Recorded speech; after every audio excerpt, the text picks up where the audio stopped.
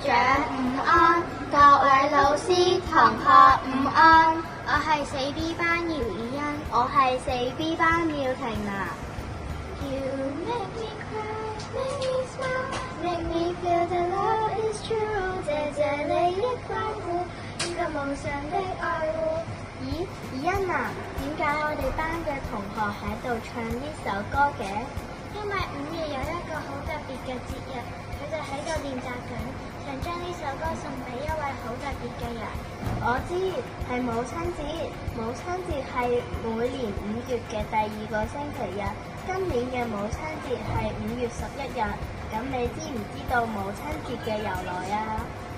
我知，母親節由一位叫 Anna Jarvis 嘅女士發起㗎。佢好愛自己嘅媽咪，所以喺1908年開始推廣呢個節日，想讓大家記得感恩媽咪嘅愛。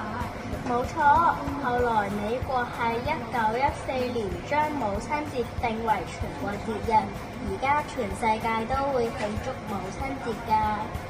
咁呢，婷娜，咁你打算今個星期日點樣同媽咪慶祝啊？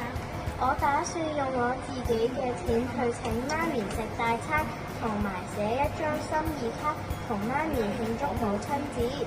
咁你呢，以欣？我打算用我嘅零用錢去買一個蛋糕同媽咪一齊慶祝，同埋幫佢做家務。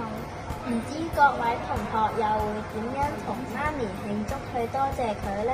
其實我哋簡單嘅一個擁抱，一句多謝或者我愛你，已經可以令媽咪感受到我哋對佢嘅感恩同埋愛。